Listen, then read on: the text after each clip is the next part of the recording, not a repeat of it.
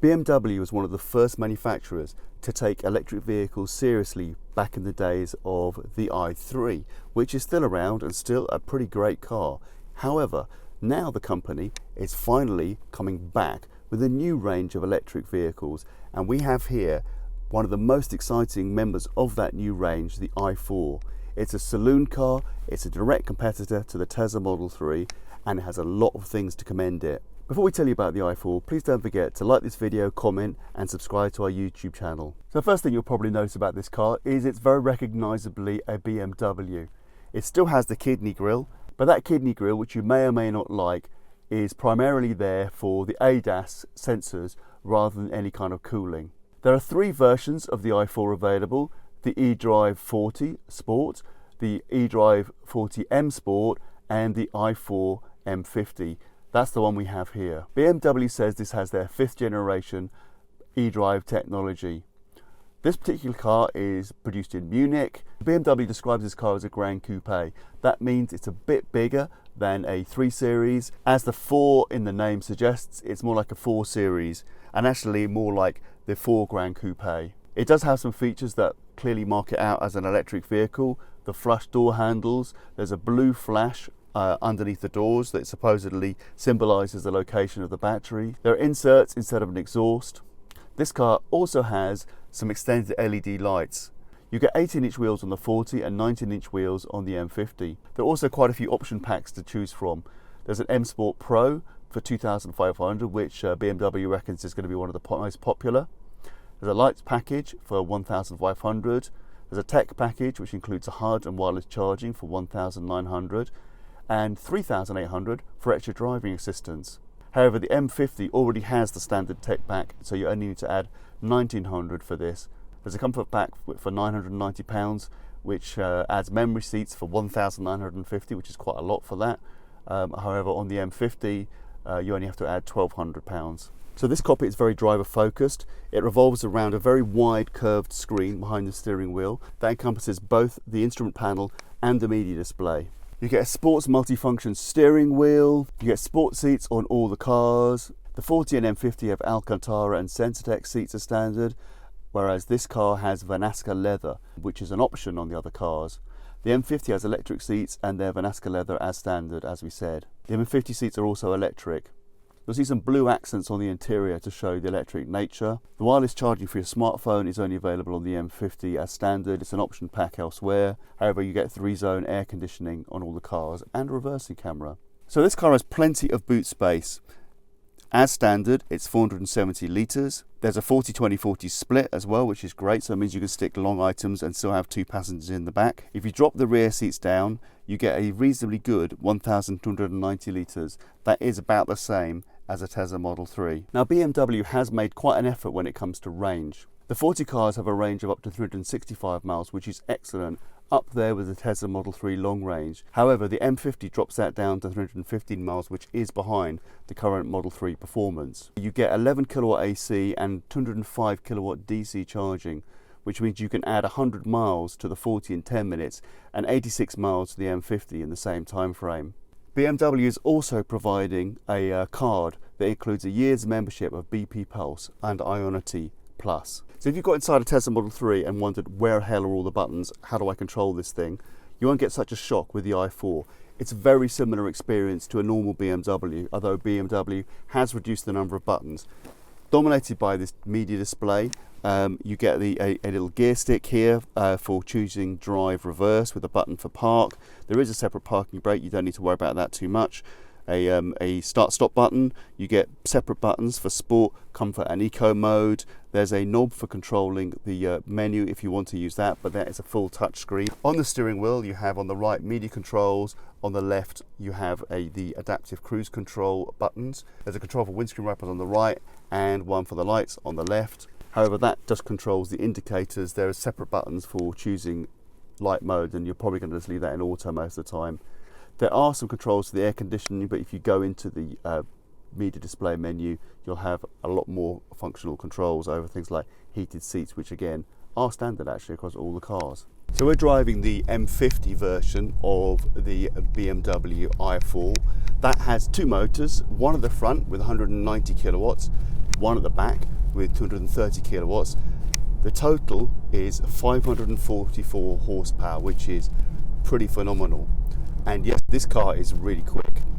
This car can get to 62 miles per hour in 3.9 seconds, which is not as fast as a Tesla Model 3 Performance, but it is faster than a Tesla Model 3 long range before you have the acceleration pack added. The 40 and M40 just have the one motor at the rear, but that still produces 250 kilowatts, which is 340 horsepower, and that means that those cars can hit 62 miles per hour in 5.7 seconds, which is about the same as the original Tesla Model 3 Standard Range Plus, and a bit quicker than the current model, which is where they've dialed back the acceleration. So still a fast car, and certainly anything under 6 seconds is fast by regular car standards. Of course, this is a BMW, so straight line speed is really only half the story. Handling is where it's at. I'm pleased to report that yes, this car does handle like a BMW.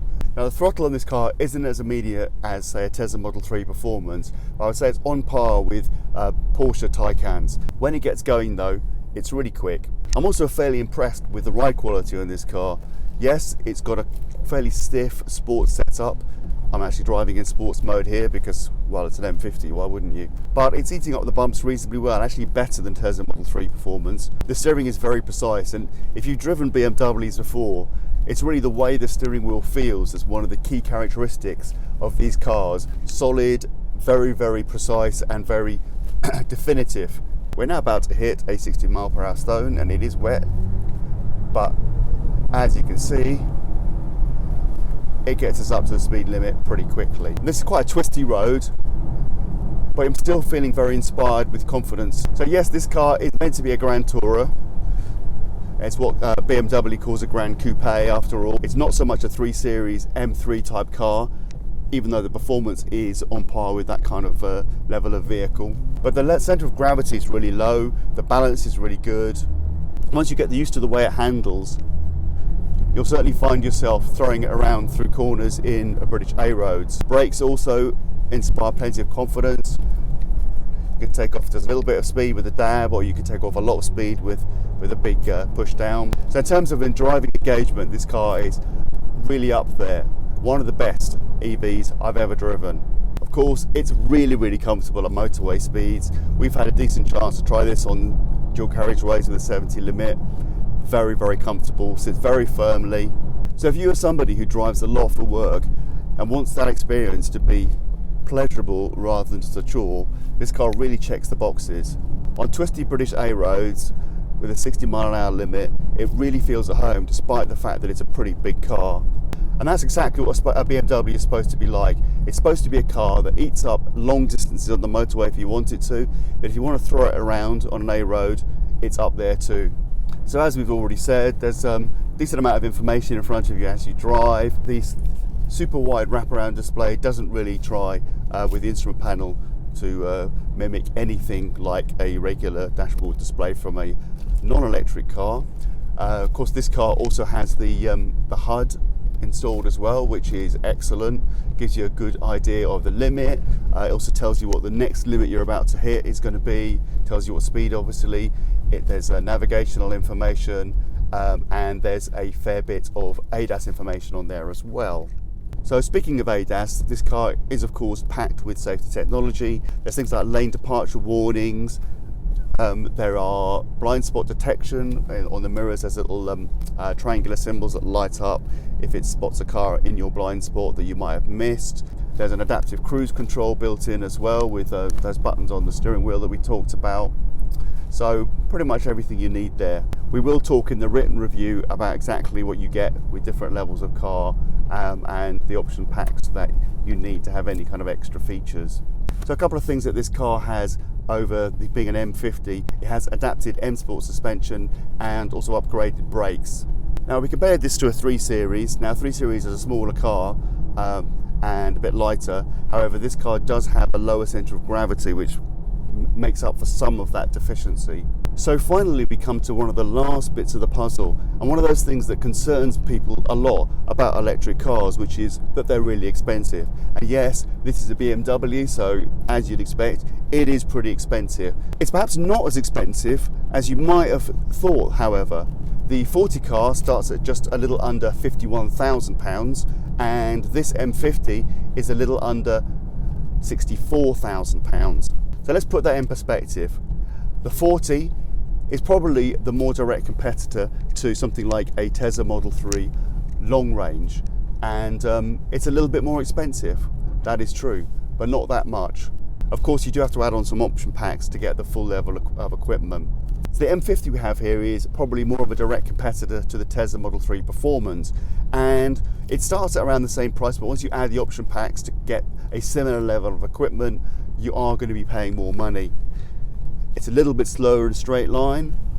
I would argue that it actually handles better than a Tesla Model 3 Performance, and this is coming from somebody who owns one and loves it to bits, so that's quite a recommendation. Since BMW has equipped these cars with a similar range to the equivalent Model 3s, it's a fairly direct competitor as well in that respect.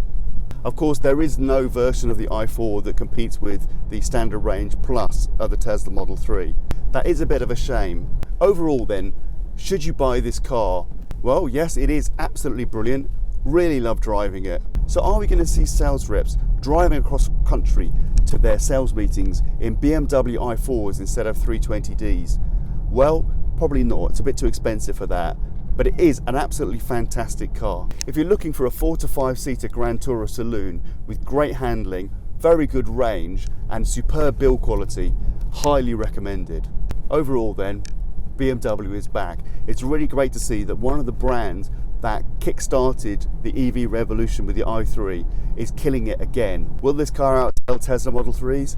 Possibly not, because of the higher price across the range, but it certainly shows that BMW knows how to make a decent all-electric car again.